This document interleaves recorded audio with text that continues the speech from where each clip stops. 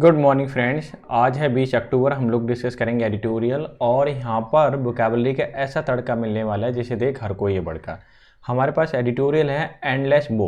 Endless मतलब जो कभी ख़त्म ना हो, कभी एंड ना हो। वो का मतलब होता है दुख, ठीक है, ऐसा दुख जो कभी ख़त्म ना हो। इसमें है क्या, इजराइल और पैलेस्टाइन। मैं लिख देता हूँ यहाँ पे, दोनों के बीच में लड़ाई चल रही है, झंझट चल रहा है, अभी वॉर चल रहा है। क्लियर है। पैलेस्टाइन को लगता है कि इजराइल इनके ऊपर टेक ओवर कर रहा है, इनकी ज़मीन को छीनने की कोशिश कर रहा है, ठीक है। तो ये कहना क्या चाहता है, क्वेश्चन है देखिए, या फिर हमारे पास जो सबटाइटल है एडिटोरियल का वो क्या है, Israel must stop bombing. Israel को तुरंत ही बॉम्बिंग रोक देनी चाहिए, ठीक है। एंड फाइंड अ सोल्यूशन, उसे और इसका निष्कर्ष या फिर इसका रिजल्ट या फिर बोल सकते हैं सोल्यूशन ढूंढना चाहिए। क्या ढूंढना चाहिए, उसका कोई इलाज ढूंढना चाहिए, सोल्यूशन ढूंढना चाहिए। To the Palestine question, Palestine का जो क्वेश्चन है उस पर उसे सोल्यूशन ढूंढना चाहिए, बॉम्बिंग नहीं करनी चाहिए। बॉम्बिंग रोक करके वो सोल्यूशन ढूंढें। क्लियर हो गया। तो ये टाइटल सब टाइटल दोनों ही क्लियर हो गए होंगे। अब मैं आपको इसकी बुकैब करा देता हूँ। बुकैब क्या है, बो का मतलब दुख होता है, या फिर इंटेंस मॉर्नफुल बोल सकते हो, मॉर्नफुलनेस, या बोफुलनेस बोल सकते हो, सफरिंग बोल सकते हो। बिसीज का मतलब घेर लेना होता है, बिलीगर सरकमवेंट, ठीक है। दोनों ही सिनोनिम बहुत बार पूछे गए हैं। फेरोसिटी का मतलब क्रूरता होता है, उग्रता, फ्यूरियसनेस या फ्यूरी बोल सकते हो। अमास का मतलब ढेर करना, एकत्रित करना, कलेक्ट करना, गैदर करना। इन्वेजन का मतलब हस्तक्षेप करना, एनक्रोचमेंट, इंट्रूजन, ठीक है। एनरेज का मतलब होता है क्रोधित करना, पुट इन रेज और मेक वायलेंट एंग्री, ठीक है। तो ये बुकैब थी 6 में से आपको कितनी याद थी मुझे कमेंट करके जरूर बताएं। एक कम्युनिटी में क्वेश्चन डालने वाला हूँ यहीं से। 2 पैराजम्बल लिए, एक मैं आपको यहीं करा देता हूँ और एक आपको घर से करना है, ठीक है। देखो, अगर इस टाइप का कभी भी पैराजम्बल आए तो आपको केवल और केवल क्या करना है, लिंक ढूंढने की कोशिश करना है। या तो सीधा सीधा पढ़ने से मालूम पड़ जाएगा, नहीं मिलता है तो आप थोड़ा सा पढ़िए और उसे लिंक ढूंढने की कोशिश कीजिए, ठीक है। यहाँ देखो थोड़ा सा पढ़िए क्या कहता है।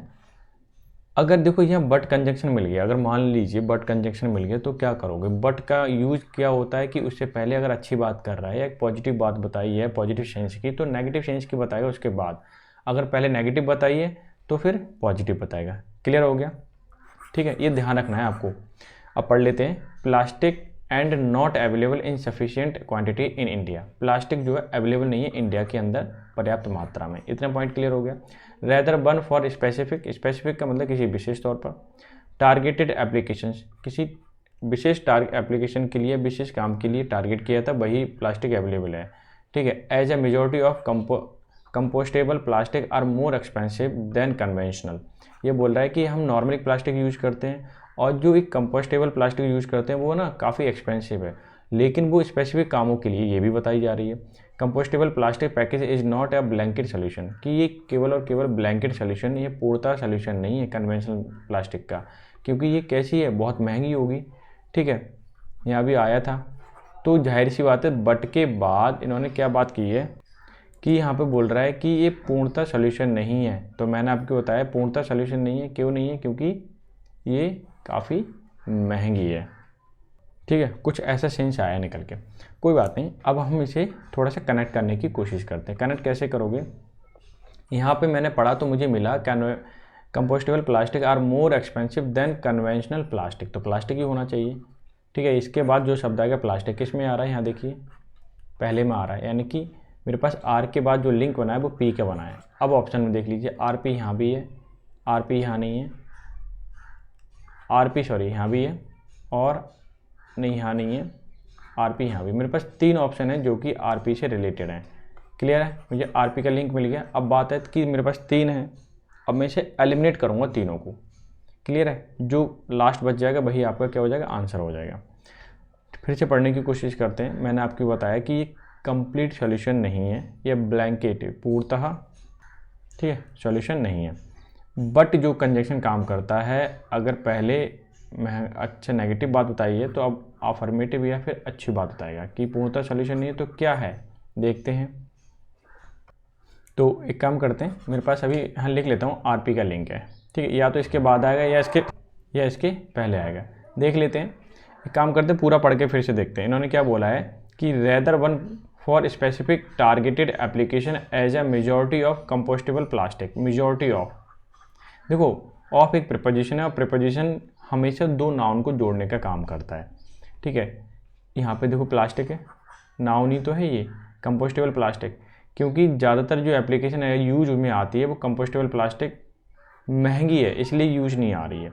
तो क्यू के बाद आर आ गया हमारे पास, क्यू के बाद आर आ गया, सॉरी यहाँ क्यू आर, क्यू के बाद आर आ गया। तो क्यू आर पी कहाँ पे है, इसमें तो नहीं है, इसमें भी नहीं है, तो क्यू आर पी, ठीक है।